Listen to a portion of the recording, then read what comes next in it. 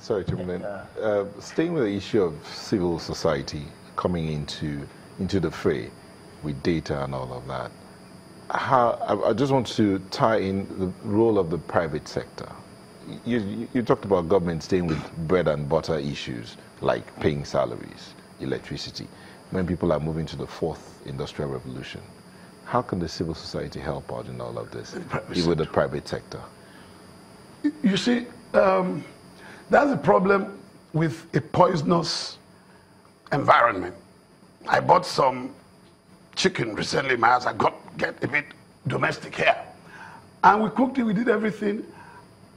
I took one from the oven, and it was like my face was covered with chemical, strong smell. Apparently, these are all those imported things that they've injected and things. We had to throw everything away. So that's a systemic imperative. If, especially the core parts of the system, have poison, it will affect. So the private sector in Nigeria, take the banks. We all like to bash the banks. You know, because you don't have a developmental governance space. So the bank also sees itself in a predatory role. I'm not saying this bank or that, but the industry generally. They also see themselves in a predatory role. And to grab their own portion. To grab their, when we were young, there was one big fish that came to Victoria Island. They call it Abu Bouton. Fish that you caught was a whale, basically. They said you caught it, you never finished. I remember people running from my street in Lagos Island to go and caught Abu Bouton, the fish that would never finish. It's the same way. It's this Abu Bouton psyche, mentality that the banks, a lot of the private sector, they just want to do deals with people in government, collect 20 accounts from one agency, and so the private sector itself is affected. Government, unfortunately, government in Nigeria is the headquarters of poison injection into the entire system. It's the headquarters of inflation. That is where you build roads per kilometer at 6, 7, 10 times the World Bank benchmark. That is where, in December, all the monies that they should be returned to the treasury, they disappear miraculously. The World Bank benchmark being the financial side, not the quality side. Well, both of them. If you don't do your financial, duties properly, why are you not doing it? I always tell people when I was working that if you have a project to do, and once your startup instinct includes, we are going to make this money from the start. Once that is inside the project design, it's failed. Because that is going to constrain you from doing much else that is right. Do you get what I mean? Okay. And this is the problem with Nigeria. A lot of things, I'm sorry, I've said it here before. Yeah. We should be concerned that government in Nigeria should not collapse into a criminal enterprise. This is a country where every January when you see a new budget, you should be seeing 2 trillion, 1.5 trillion. The budget starts in July. How many months? A budget that was supposed to be executed for 12 months is executed for 5.5 months. But by January next year, the Nigerian magic has spent all that trillion within 5 months. And then we start afresh. At most you see, many states don't even carry over anything. Where's the money going? Listening to you, there's so much that the country needs to take in, such that we can move fast. But this is the only country we have.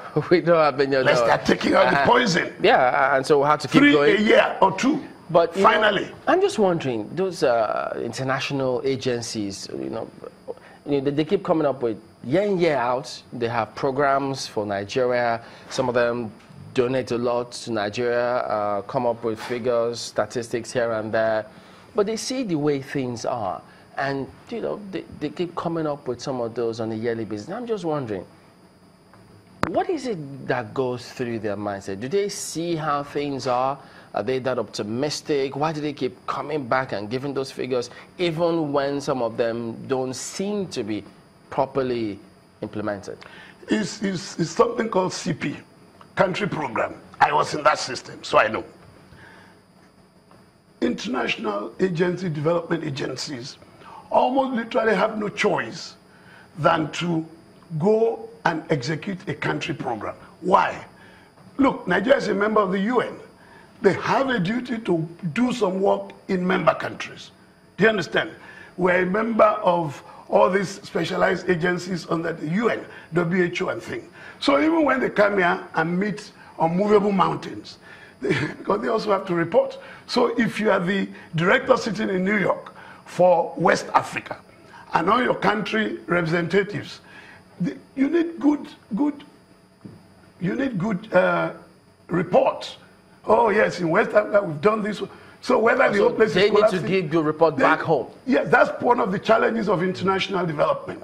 Okay, at the end of the year, you have to be able to say, in Sudan, we solved all the problems. We fed all the poor people. We have empowered them. Now they can do sustainable farming. You know, I'm not saying they lie, but you know. But we get the point. You understand? You know, but this is because there is an imperative. There is a logic. Yeah. You've got to execute. The UNDP cannot say we won't operate in Nigeria. Nigeria is too corrupt. They can't say that. And very often they must walk through the National Planning Commission. So government itself would approve the CP. Do you understand? So this is why. But the problem is deep. I've said it. We are the problem. Okay, if you run your country well, countries that do it, Botswana doesn't care. Well, it does care, but Botswana doesn't have donor funding as a big part of its headache, because Botswana is charging ahead. Mauritius, even Rwanda now. Not talk of so many other countries in Asia and things. The problem here is what sort of machine. Yesterday, no, about 4 days ago, I went to National Identity Office to try to collect my ID. That's NIMC. Yes. You know when I did this? 2014. So I got there, they said, it's not ready. You know that thing is a small plastic. It's not ready. They gave me a temporary that I've been carrying. They said they will contact me. When they didn't contact me, it's 2014. So when I go there and I sat down, you know the Nigerian thing, where there are 2 or 3 gathered, I mean, you're missed. Political discussion is not missed. As I was talking to them, somebody told me 2012. I have not got my own. 2012. Okay. Well, we have to anchor at that point, but not exactly all doom and gloom. We have to keep going. We have to make the country work. I mean, it's the only one we have. We always appreciate your coming on. Mr. Bolaji Ogunseye, a development economist. We'll be back in a moment and then turn our attention to something else, security, actually. Join us again.